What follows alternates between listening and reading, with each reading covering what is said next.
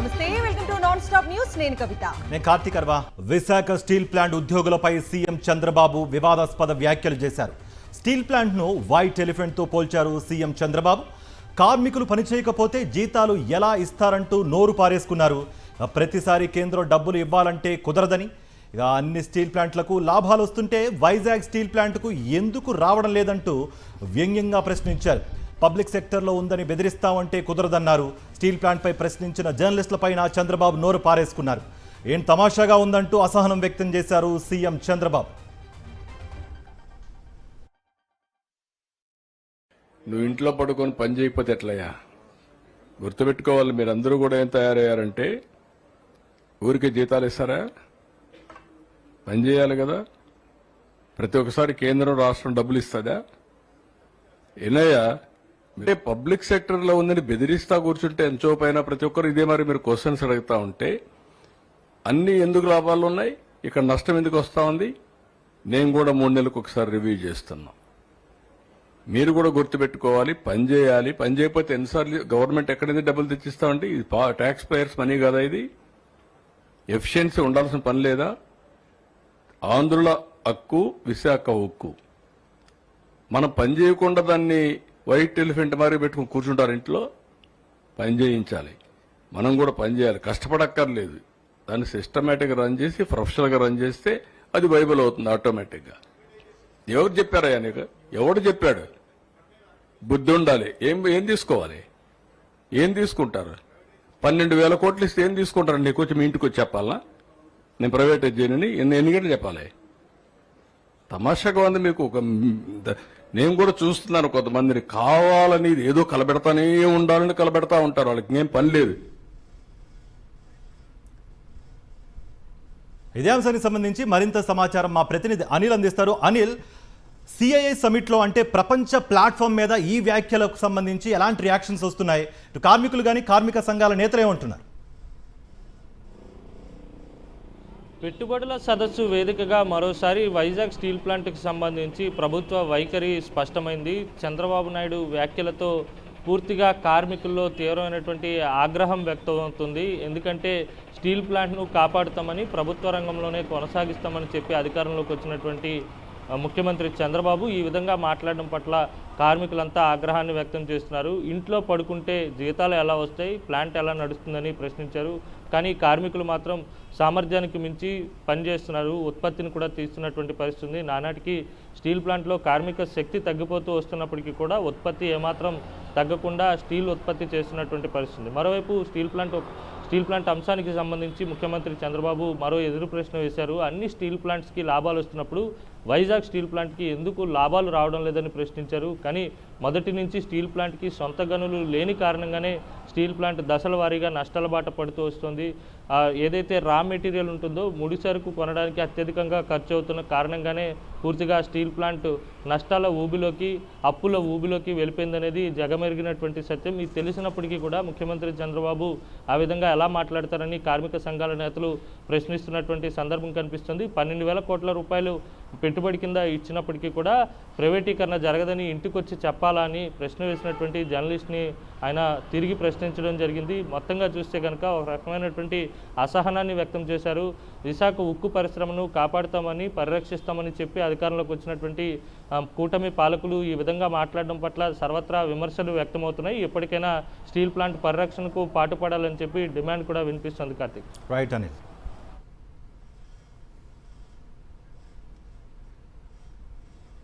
Visakha steel plant ఉద్యోగులపై CM Chandrababu వివాదాస్పద వ్యాఖ్యలు చేశారు. ఇదే అంశానికి సంబంధించి పూర్తి డీటెయిల్స్ మా ప్రతినిధి సతీష్ అడిగి తెలుసుకుందాం. సతీష్, చెప్పండి, సీఎం చంద్రబాబు వివాదాస్పద వ్యాఖ్యలకి సంబంధించి పూర్తి అప్డేట్స్ ఏంటి? కవిత, ముఖ్యమంత్రి చంద్రబాబు విశాఖ ఉక్కు కార్మికులను అత్యంత దారుణంగా అవమానించేలాగా ఈ వ్యాఖ్యలున్నాయని కార్మిక లోకం అంతా కూడా మండిపడుతుంది. ముఖ్యంగా స్టీల్ ప్లాంట్ ప్రైవేటీకరణ ఆపాలని కోరుకుంటున్నటువంటి ఆంధ్రప్రదేశ్ రాష్ట్ర ప్రజలంతా కూడా ముఖ్యమంత్రి వ్యాఖ్యలు చూసి నిర్ఘాంతపోయినటువంటి పరిస్థితి. స్వయంగా ముఖ్యమంత్రి హోదాలో ఉండి గతంలో అనేక సార్లు విశాఖ స్టీల్ ప్లాంట్ ప్రైవేటీకరణ జరగనివ్వడం, ప్రభుత్వ రంగంలో కొనసాగేలాగా చేస్తామని కార్మికుల దగ్గరికి వెళ్ళి కార్మికుల్ని పొగిడి కార్మికుల సమక్షంలో అనేక హామీలు ఇచ్చినటువంటి ముఖ్యమంత్రి చంద్రబాబు ఈ రోజు తిరిగి కార్మికులను నిందించడం, కార్మికులను అత్యంత దారుణంగా అవమానించడం. ఈ విశాఖ స్టీల్ ప్లాంట్ ఒక వైట్ ఎలిఫెంట్ లాంటిదంటూ, తెల్ల ఏనుగు లాంటిదంటూ పోల్చి అవమానించడం ఒకటైతే, కార్మికులు ఇంట్లో పడుకొని పని చేయకపోతే జీతాలు ఎవరిస్తారు, ప్రతిసారి కేంద్రం డబ్బులు ఇవ్వాలంటే కుదరదన్నటువంటి ధోరణిలో మాట్లాడారు. వాస్తవానికి విశాఖ ఉక్కు కర్మాగారం ఉన్నటువంటి కార్మికులు ఈ దేశంలో అన్ని స్టీల్ ప్లాంట్ల కంటే కూడా అత్యధికంగా ఎక్కువగా శ్రమిస్తున్నటువంటి కార్మికులు. ఎందుకంటే ఇక్కడ నష్టాలకి ఇక్కడ కార్మికుల కారణం కాదు, సొంత గనులు లేకపోవడం అనేది గతంలో ప్రతిపక్షులు ఉన్నప్పుడు ఇదే చంద్రబాబు చెప్పారు అనేక సందర్భాల్లో. ఇప్పుడు మాట మార్చి తిరిగి నష్టాలు కార్మికుల వల్ల వస్తున్నాయన్నట్టు, కార్మికులు పని చేయకుండా ఇంట్లో పడుకొని ఆ పని చేయకపోతే జీతాలు ఎవరిస్తారన్నట్టుగా వ్యాఖ్యానించడం పట్ల స్టీల్ ప్లాంట్ కార్మిక వర్గాల్లో తీవ్ర ఆవేదన, ఆందోళన, ఆగ్రహం వ్యక్తం అవుతుంది. సో ఖచ్చితంగా దీనికి సంబంధించి కార్మికుల రియాక్షన్ ఎలా ఉండబోతుందో చర్చ సాగుతుంది. ముఖ్యమంత్రి స్వయంగా స్టీల్ ప్లాంట్ పర్యవేక్షణ ఇప్పటికే విశాఖ స్టీల్ ప్లాంట్ ని ప్రభుత్వ రంగం స్టీల్ ప్లాంట్ ని నెగ్లెక్ట్ చేసి విశాఖ వేరొక ప్రైవేట్ ఆర్సెల్ఆర్ మెటల్ ఆ ప్రైవేట్ స్టీల్ ప్లాంట్ పైన విపరీతమైనటువంటి మోజును ఆంధ్రప్రదేశ్ రాష్ట్ర ప్రభుత్వం ప్రదర్శిస్తుంది. ఆ స్టీల్ ప్లాంట్ కోసం ప్రయత్నం చేస్తూ విశాఖ స్టీల్ ప్లాంట్ కి సంబంధించి సొంత గనుల కోసం ప్రయత్నించకపోవడం పట్ల ఇప్పటికీ విమర్శలు వస్తున్న నేపథ్యంలో ఇప్పుడు ముఖ్యమంత్రి వ్యాఖ్యలు కార్మికులు అవమానించేలా ఉన్నాయని తర్వాత విమర్శలు వెలువడుతున్నాయి. Right Satish, thank you.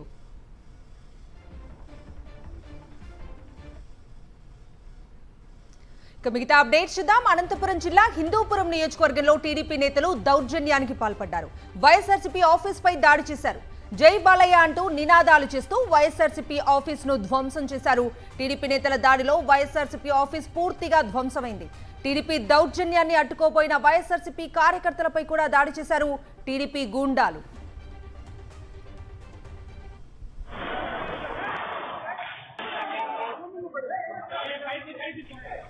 దాదాపు 100 మందికి పైగా టీడీపీ గూండాలు ఈ దాడిలో పాల్గొన్నట్లుగా వైఎస్ఆర్సీపీ నేతలు ఆరోపిస్తున్నారు. వైఎస్ఆర్ విగ్రహంతో పాటు వైఎస్ జగన్ ఫోటోను కూడా టీడీపీ నేతలు ధ్వంసం చేసి రాక్షస ఆనందం పొందినట్లు వైఎస్ఆర్సీపీ కార్యకర్తలు చెబుతున్నారు. ఇంత దాడి జరుగుతుంటే పోలీసులు వచ్చి అడ్డుకునే ప్రయత్నం చేయలేదని, పోలీసులకు ముందస్తు సమాచారం ఉందని, అందుకే దాడి జరిగిన తర్వాత తాపీగా వచ్చారని వైఎస్ఆర్సీపీ కార్యకర్తలు ఆగ్రహం వ్యక్తం చేస్తున్నారు.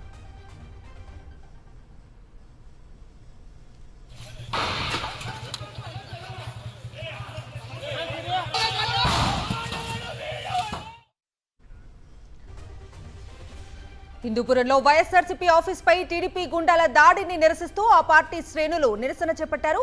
మాజీ మంత్రి ఉషశ్రీ చరణ్ ఆధ్వర్యంలో వైఎస్ఆర్సీపీ కార్యాలయం వద్ద 1 టౌన్ పోలీస్ స్టేషన్ వరకు ర్యాలీ నిర్వహించారు. MLA Balakrishna down town TDP నాయకుల గూండాయిజం నశించాలి అంటూ నినాదాలు చేశారు. హిందూపురం 1 టౌన్ పోలీస్ స్టేషన్ ముందు బైఠాయించి నినాదాలు చేశారు.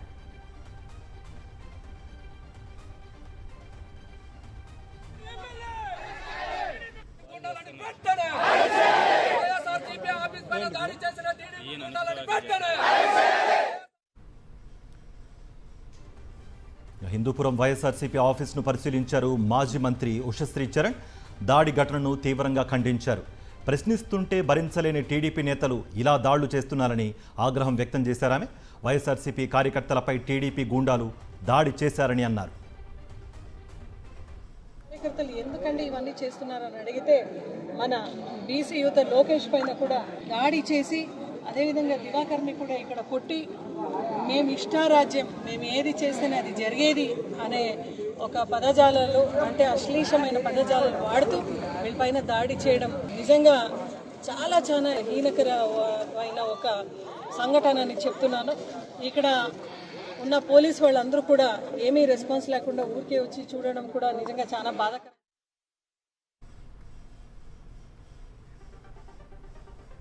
హిందూపురంలో వైఎస్ఆర్సీపీ కార్యాలయంపై టీడీపీ గుండాల దాడిని ఖండించారు మాజీ మంత్రి సాకే శైలజానాథ్. అసలు ఏపీలో ప్రజాస్వామ్యం ఉందా అని ప్రశ్నించారు ఆయన. రాష్ట్రం మొత్తం పైనుంచి కింది వరకు పార్టీ ఆఫీసులపైన దాడి, వ్యక్తులపైన దాడి, చివరికి మీ వల్ల నష్టపోయినామని ఎవరైనా మాట్లాడితే వాళ్ళపైన దాడి. ఇట్లా దాడులకు వైఎస్ఆర్సీపీ కార్యకర్తలు ఎవరు భయపడరు. ఇక్కడ నేను చాలా సీనియర్ని, 40 ఏళ్ళ ఇండస్ట్రీ అని చెప్పుకునే సీఎం గారికి ఒకే ఒక మాట చెప్పాలనుకుంటా ఉన్నా. మీరు ఈ రాష్ట్రాన్ని ఏం చేయాలనుకుంటున్నారో అదేనా మాకు చెప్పండి.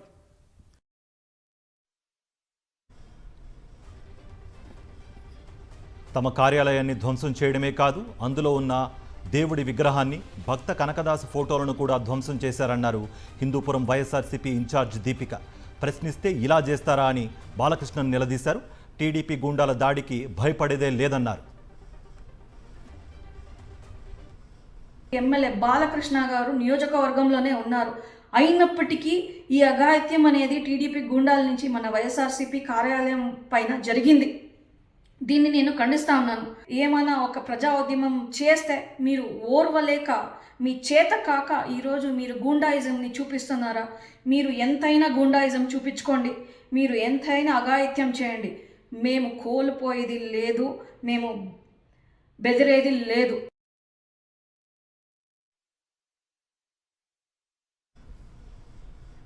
వైఎస్ఆర్సీపీ ఆఫీస్పై దాడిని ఖండించారు వైఎస్ జగన్.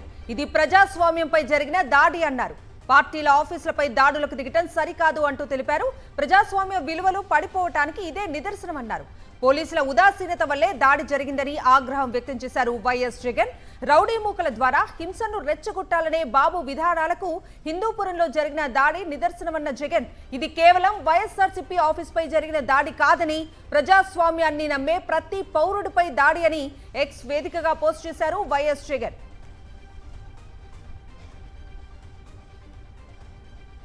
మూవింగ్ ఆన్, మాజీ ఏవీఎస్ఓ సతీష్ కుమార్ మృతిపై సిఐడి దర్యాప్తు ప్రారంభించింది. ఘటనా స్థలాన్ని సిఐడి చీఫ్ రవిశంకర్ ఐఎన్ఆర్ పరిశీలించారు. తాడిపత్రి నియోజకవర్గం కోమలి వద్ద రైలు పట్టాలను పరిశీలించారు. గుంతకల్లు నుంచి తిరుపతి వెళుతుండగా కోమలి వద్ద సతీష్ కుమార్ మృతి చెందారు. దీంతో గుత్తి నుంచి తాడిపత్రి పిఎస్కు కేసును బదిలీ చేశారు. రవిశంకర్కు ఎస్పీ జగదీష్ కేసు వివరాలు అందజేశారు. సతీష్ కుమార్ మృతి కేసులో పోలీసులు సీన్ రీకన్స్ట్రక్షన్ చేశారు. చెన్నై ఎగ్మోర్ ఎక్స్ప్రెస్ నుంచి బొమ్మను విసిరేసి అంచనా వేశారు. తాడిపత్రి నియోజకవర్గం కోమలి వద్ద సీన్ రీకన్స్ట్రక్షన్ ప్రక్రియను పూర్తి చేశారు. సతీష్ కుమార్ది హత్య లేక ఆత్మహత్య అన్న కోణంలో దర్యాప్తు చేస్తున్నారు.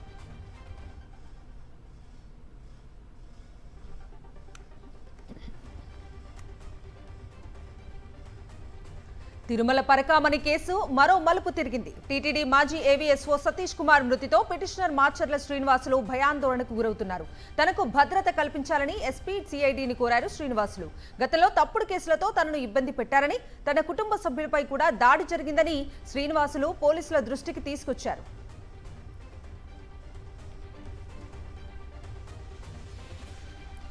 డిప్యూటీ సీఎం పవన్ కళ్యాణ్ అభ్యంతరాలను కూటమి ప్రభుత్వం లెక్క చేయడం లేదు. విశాఖలో Lulu mall, Mallavelli food processing యూనిట్పై ఎంఓయూ కుదుర్చుకుంది. ఇటీవల లూలు వాళ్లు గోమాంసం ఎగుమతి చేస్తారని కేబినెట్లో పవన్ అభ్యంతరం వ్యక్తం చేశారు.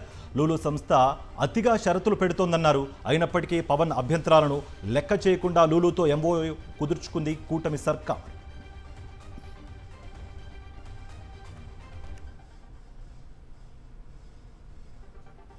సుగాలి ప్రీతి లాంటి వారు ఎంతో మంది సవాళ్లపై రాజకీయాలు చేశాడంటూ డిప్యూటీ సీఎం పవన్ కళ్యాణ్ పై విమర్శలు చేశారు జడ శ్రవణ్ కుమార్. సుగాలి ప్రీతికి న్యాయం చేస్తానని చెప్పి ముఖం చాటేశారంటూ ఆగ్రహం వ్యక్తం చేశారు.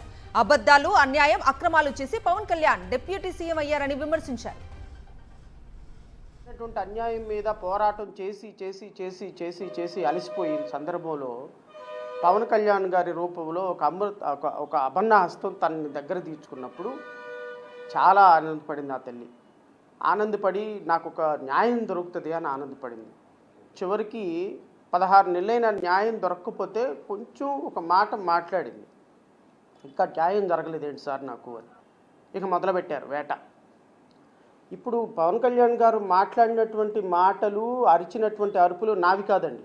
వెధవలు ఎవడరా మీరు అధికారంలో ఉండి పోలీసులు న్యాయం చేయలేకపోతున్నారు అని మాట్లాడింది గౌరవనీయులైనటువంటి ఉప ముఖ్యమంత్రి గారే. నేను వారిని అడుగుతున్నా, కేసు ఎంతవరకు వచ్చింది సార్? ఏఐసీసీ అధ్యక్షుడు మల్లికార్జున ఖర్గేతో Telangana CM Revanth Reddy, deputy CM Bhatti Vikramarka, PCC chief Mahesh Kumar Goud, Jubilee Hills ఎన్నికల్లో గెలిచిన నవీన్ యాదవ్ భేటీ అయ్యారు. జూబ్లీహిల్స్ ఉప ఎన్నికల్లో కాంగ్రెస్ అభ్యర్థి విజయం నేపథ్యంలో అధిష్టానం తమను అభినందించిందన్నారు పీసీసీ చీఫ్ మహేష్ కుమార్ గౌడ్. ప్రజాపాలనపై ప్రజలు సంతృప్తిగా ఉన్నారనే దానికి నిదర్శనమే జూబ్లీహిల్స్ విజయం అన్నారు. రానున్న స్థానిక జీహెచ్ఎంసీ ఎన్నికల్లో అత్యధిక స్థానాలు గెలుచుకుంటామని ఆశాభావం వ్యక్తం చేశారు. జూబ్లీహిల్స్ ఎన్నిక ప్రజలిచ్చినట్టు తీర్పు 2 సంవత్సరాలుగా రాష్ట్రంలో జరుగుతున్నటువంటి కాంగ్రెస్ ప్రజా పాలన పట్ల సంతృప్తిని వ్యక్తం చేస్తూ యావత్ ప్రజానికం కాంగ్రెస్ పార్టీతో ఉన్నదని ఒక సందేశం ఇవ్వగలిగింది. ఇదే ఉత్సాహంతో రానున్న జిహెచ్ఎంసీ ఎన్నికలు కానీ స్థానిక సంస్థల ఎన్నికలు కానీ కాంగ్రెస్ పార్టీ అత్యధిక స్థానాలు గెలుచుకుంటుంది. కాంగ్రెస్ పార్టీ పెద్దలు నాకు ప్రజాసేవ చేసుకోవడానికి అవకాశం కల్పించినటువంటి పెద్దలు థ్యాంక్స్ చెప్దామని వచ్చినాను. అట్ ద సేమ్ టైం మా ప్రజలందరూ కూడా నన్ను పెద్ద ఎత్తున ఆశీర్వదించడంతో పెద్దలు ముఖ్యమంత్రి గారు, మా పిసిసి అధ్యక్షులు భట్టి సార్తో పాటు వచ్చి పెద్దల ఆశీర్వాదం తీసుకోవడానికి ఢిల్లీ రావడం జరిగింది. అందరూ కూడా ఆశీర్వదించారు. స్పీకర్ ట్రిబ్యునల్ ముందు ఫిరాయింపు ఎమ్మెల్యేల విచారణ ముగిసింది. ఇవాళ ఉదయం తెల్లం వెంకట్రావు, మధ్యాహ్నం సంజయ్ కుమార్ విచారణ పూర్తయింది. ఫిరాయింపు ఎమ్మెల్యేలను బీఆర్ఎస్ ఎమ్మెల్యేల లాయర్లు క్రాస్ ఎగ్జామిన్ చేశారు.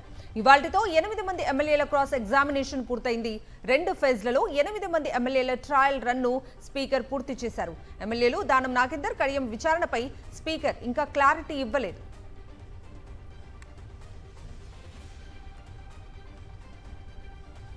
హైదరాబాద్ రహమత్ నగర్లో బీఆర్ఎస్ కార్యకర్త రాకేష్ పై జరిగిన దాడిని ఖండించారు BRS working president KTR.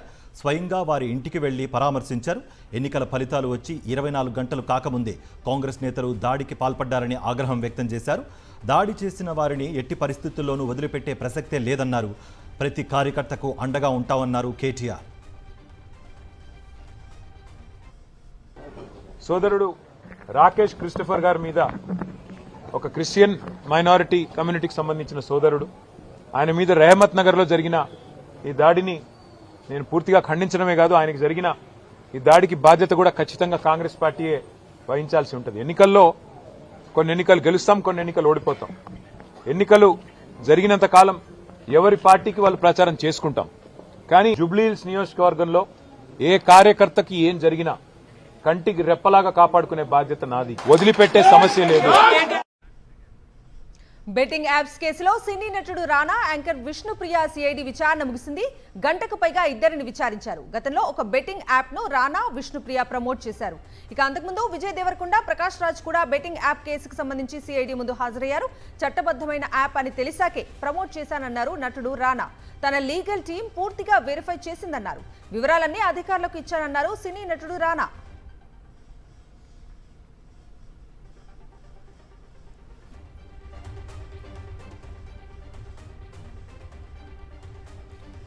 Railway Koduru segment నుంచి టీడీపీ టికెట్ ఆశించి వేమన సతీష్కి 7 కోట్ల రూపాయలు ఇచ్చానని సుధామాధవి ఇప్పటికే ఆరోపించిన సంగతి తెలిసిందే. దీంతో ఆమెపై టీడీపీ సోషల్ మీడియాలో తప్పుడు ప్రచారం మొదలైంది. తనపై జరుగుతున్న తప్పుడు ప్రచారంపై సుధామాధవి స్పందించారు. సోషల్ మీడియాలో జరుగుతున్న అసత్య ప్రచారాన్ని ఆపాలంటూ డీసీపీకి వినతిపత్రం ఇచ్చిన సుధామాధవి తనకు అన్యాయం చేస్తే టీడీపీ ఆఫీస్లోనే ఆత్మహత్య చేసుకుంటానని హెచ్చరించారు.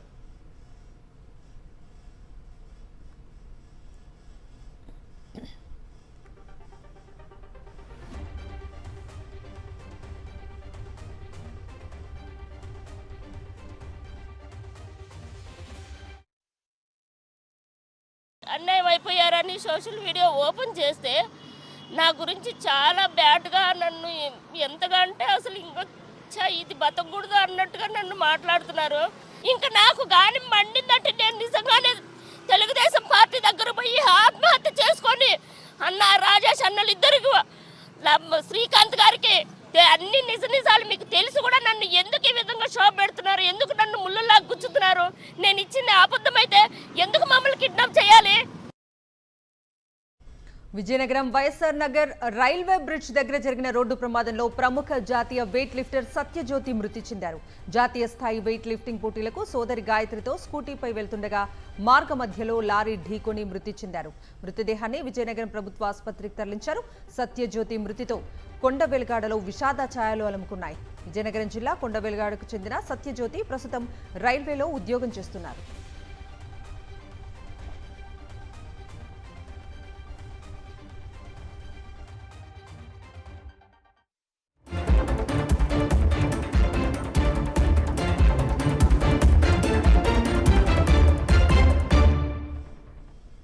National updates. భారత స్వాతంత్ర ఉద్యమంలో ఆదివాసీలు అందించిన సహకారాన్ని దేశం మర్చిపోదన్నారు ప్రధానమంత్రి నరేంద్ర మోదీ. కాంగ్రెస్ ప్రభుత్వాలు గిరిజన వర్గాల్ని గాలికి వదిలేయడమే కాకుండా గిరిజన నాయకుల సేవలను విస్మరించాయని విమర్శించారు. గిరిజనుల ఆరాధ్య దైవం బిర్సా ముండా జాతీయ జయంతి సందర్భంగా గుజరాత్లోని నర్మదా జిల్లాలో నిర్వహించిన జనజాతీయ గౌరవ్ దివస్లో ప్రధాని మోదీ పాల్గొన్నారు.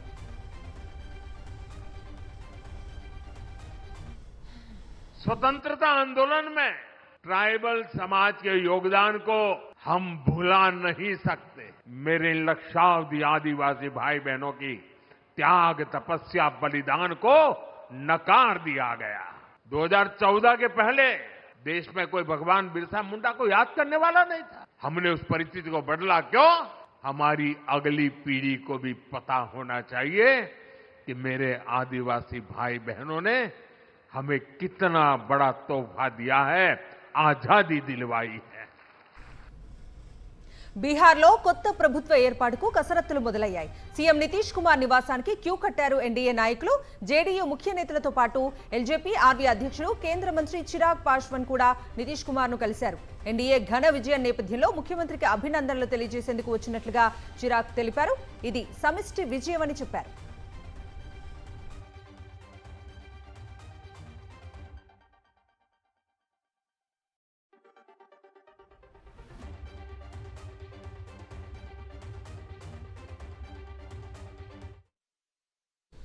బీహార్ అసెంబ్లీ ఎన్నికల్లో దారుణ ఓటమితో ఆర్జేడీ అధినేత లాలూ ప్రసాద్ యాదవ్ కుటుంబంలో విభేదాలు భగ్గుమన్నాయి.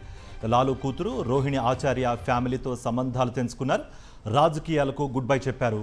ఈ సందర్భంగా తేజస్వి యాదవ్ రాజకీయ సలహాదారు సంజయ్ యాదవ్పై మరోసారి విమర్శలు చేశారు రోహిణి ఆచార్య.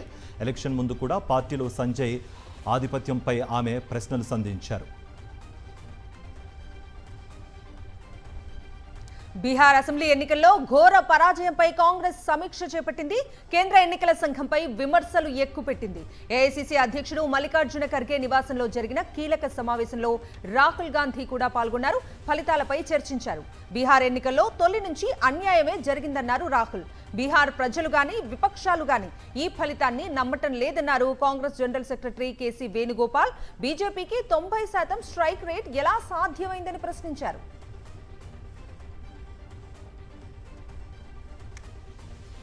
టీవీకే పార్టీ అధినేత విజయ్ భారత ప్రధాన ఎన్నికల కమిషనర్కు లేఖ రాశారు. తమిళనాడులో ఎన్నికల సన్నాహకాలకు సంబంధించి అన్ని సమావేశాలు, కార్యక్రమాలకు తమ పార్టీని ఆహ్వానించాలని విజ్ఞప్తి చేశారు. ఇందుకోసం భారత రాజ్యాంగంలోని ఆర్టికల్ 324 ప్రకారం రాష్ట్ర ఎన్నికల కమిషన్ తమిళనాడు ప్రధాన ఎన్నికల అధికారికి తగిన ఆదేశాలు ఇవ్వాలని కోరారు. స్వేచ్ఛాయుత, నిష్పక్షపాత ఎన్నికల ప్రక్రియ కోసం ఎలక్షన్ కమిషన్ చేసే ప్రయత్నాలకు తమ పార్టీ పూర్తి సహకారం అందివ్వడానికి సిద్ధంగా ఉన్నట్లు విజయ్ తన లేఖలో పేర్కొన్నారు. శ్రీనగర్ సమీపంలోని నౌగాం పోలీస్ స్టేషన్లో శుక్రవారం అర్ధరాత్రి భారీ పేలుడు సంభవించింది. ఈ ఘటనలో 9 మంది ప్రాణాలు కోల్పోగా 27 మంది తీవ్రంగా గాయపడ్డారు. మృతుల్లో పోలీసులతో పాటుగా ఫోరెన్సిక్ విభాగానికి చెందిన 3 సిబ్బంది ఉన్నట్లు అధికారులు ధృవీకరించారు. భారీ పేలుడుతో పోలీస్ స్టేషన్ భవనం పెద్ద ఎత్తున ధ్వంసమైంది. ఇటీవల హర్యానా, జమ్మూ కాశ్మీర్ పోలీసులు నిర్వహించిన సంయుక్త ఆపరేషన్లో ఫరీదాబాద్లోని ఒక ఇంటిలో భారీగా పేలుడు పదార్థాలను స్వాధీనం చేసుకున్నారు.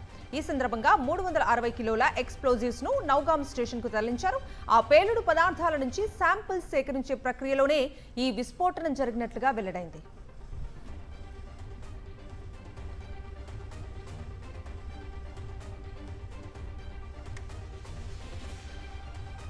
జమ్మూ కాశ్మీర్ నౌగాం పోలీస్ స్టేషన్ పేలుడు ప్రమాదవశాత్తు జరిగిన ఘటనేనని కేంద్ర హోంశాఖ స్పష్టం చేసింది. ఇది ఉగ్రదాడి కాదని, ఎలాంటి ఊహాగానాలు నమ్మొద్దని తెలిపింది. కేంద్ర హోంశాఖ జమ్మూ కాశ్మీర్ వ్యవహారాల కార్యదర్శి ప్రశాంత్ లోఖండే ఈ మేరకు ప్రకటన విడుదల చేశారు. పేలుడు ఘటనపై సమగ్ర దర్యాప్తు కొనసాగుతోందన్నారు.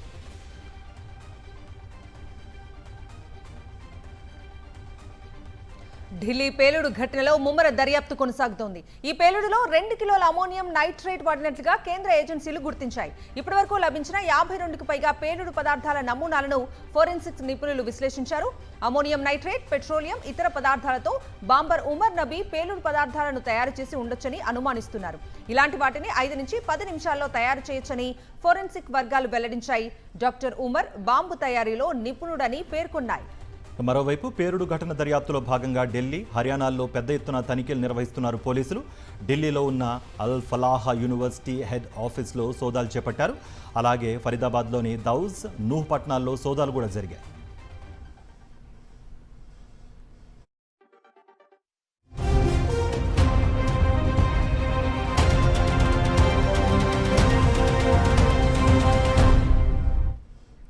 ఇంటర్నేషనల్ అప్డేట్స్ చూద్దాం. చైనా అధునాతన ఆయుధ సంపత్తిని తన అమ్ముల పొదిలో చేర్చుకుంటూనే ఉంది. ప్రత్యర్థులకు వ్యూహాలకు అందకుండా టెక్నాలజీని అందిపుచ్చుకొని లేటెస్ట్ వెపన్స్ ను సిద్ధం చేస్తోంది. నీటిపై ఉంటూ నేలపై యుద్ధం చేయగల యుద్ధ నౌక సిచువాన్ ను చైనా ట్రయల్ కోసం రంగంలోకి దింపింది. ప్రపంచంలోనే electromagnetic air craft launch system వ్యవస్థ ఉన్న తొలి యుద్ధ నౌక ఇదే అని చైనా ప్రకటించింది. ఇందులో యుద్ధ విమానాలు, హెలికాప్టర్లు, డ్రోన్లు, సముద్రం నుంచి భూమిపైకి నేరుగా వెళ్లిపోయే వాహనాలను, పెద్ద సంఖ్యలో సైనికులను ఒక చోట నుంచి మరో చోటుకు చేరవేయొచ్చని చైనా ప్రకటించింది. ట్రావెల్ డాక్యుమెంట్ సమస్యల కారణంగా 9 నెలల గర్భవతి సహా 150 మందికి పైగా పాలస్తీనియన్లను దక్షిణాఫ్రికా అధికారులు విమానంలోనే నిర్బంధించారు. వారు ప్రయాణించిన విమానాన్ని దాదాపు 12 గంటలకు పైగా నిలిపివేయడంతో పిల్లలు, స్త్రీలు సహా ప్రయాణికులంతా ఇబ్బందులు పడ్డారు. ఇక పాలస్తీనియన్లు ప్రయాణిస్తున్న విమానం టాంబో అంతర్జాతీయ విమానాశ్రయానికి చేరుకుంది. ప్రయాణికుల దగ్గర ఉన్న పత్రాలపై ఇజ్రాయెల్ అధికారుల నుంచి డిపార్చర్ స్టాంపులు, దక్షిణాఫ్రికాలో ఎంతకాలం ఉంటారనే వివరాలు, స్థానిక చిరునామాలు లేకపోవడంతో ఇమిగ్రేషన్ అధికారులు ప్రయాణికులను నిలిపివేశారు. గిఫ్ట్ ఆఫ్ ది గివర్స్ అనే స్థానిక స్వచ్ఛంద సంస్థ వారికి వసతి కల్పించడానికి ముందుకు రావడంతో పిల్లలు సహా 153 మంది ప్రయాణికులను విమానం దిగేందుకు అనుమతినిచ్చారు. వారిలో 23 మంది ప్రయాణికులు ఇతర దేశాలకు వెళ్లారని, 130 మంది మాత్రం దక్షిణాఫ్రికాలోనే ఉన్నారని ఇమిగ్రేషన్ అధికారులు తెలిపారు.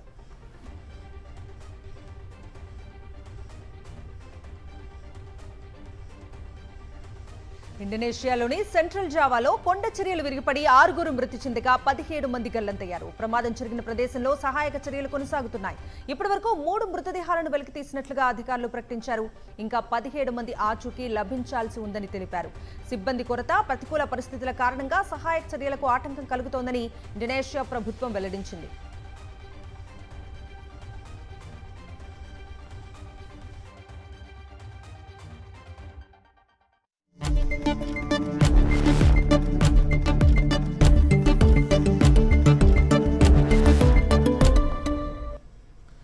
Business updates. బంగారం ధరలు మరోసారి తగ్గుముఖం పట్టాయి. అమెరికాతో పాటు యూరోప్ మార్కెట్ల నుంచి మదుపరులు లాభార్జనకు మొగ్గు చూపడంతో అంతర్జాతీయంగా బంగారం నేలచూపులు చూస్తోంది. అమెరికా ఫెడరల్ సర్కార్ షట్డౌన్ పరిణామాల ఫలితంగా ఉద్యోగ గణాంకాలు వెలువడకపోవడం, వడ్డీ రేట్ల కోత వాయిదా పడుతుందనే అంచనాల మధ్య ఇన్వెస్టర్లు లాభార్జనకు మొగ్గు చూపుతున్నారని మార్కెట్ విశ్లేషకులు చెబుతున్నారు. దీంతో అంతర్జాతీయంగా ఔన్స్ బంగారం ధర $4,202 కాగా శుక్రవారం $100 తగ్గి $4,100కు చేరింది. ఫలితంగా దేశీయంగానూ పసిడి ధర దిగి వచ్చింది. హైదరాబాద్లో 24 క్యారెట్ల 10 గ్రాముల బంగారం ధర $1,960 తగ్గి $1,25,080కి చేరింది. 22 క్యారెట్ల 10 గ్రాముల బంగారం ధర $1,800 తగ్గి $1,14,650 వద్ద స్థిరపడింది.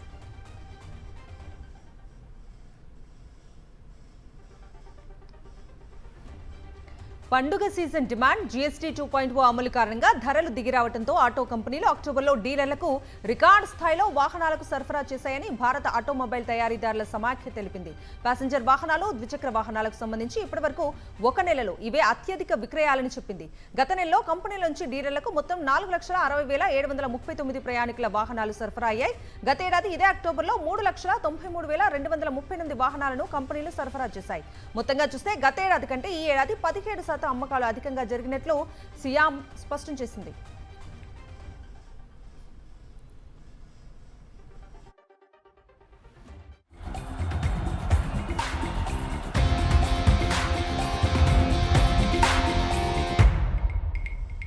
Sports briefs. దక్షిణాఫ్రికాతో జరుగుతున్న తొలి టెస్ట్ రెండో రోజు ఫస్ట్ ఇన్నింగ్స్ కొనసాగించిన భారత్ 189 పరుగులకు ఆలౌట్ అయింది. దీంతో భారత్కు 30 పరుగుల స్వల్ప ఆధిక్యం లభించింది. కేఎల్ రాహుల్, వాషింగ్టన్ సుందర్ రాణించారు. దక్షిణాఫ్రికా బౌలర్లలో సైమన్ హామర్ 4 వికెట్లు, మార్క్ యాన్సన్ 3 వికెట్లతో ఆకట్టుకున్నారు.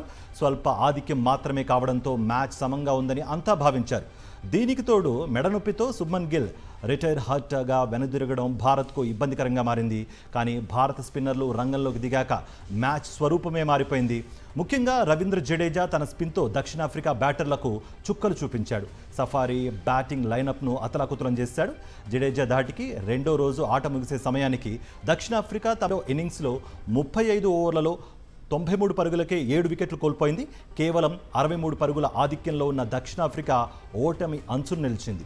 ఈ మ్యాచ్ మూడో రోజే ముగిసే అవకాశాలు కూడా స్పష్టంగా కనిపిస్తున్నాయి.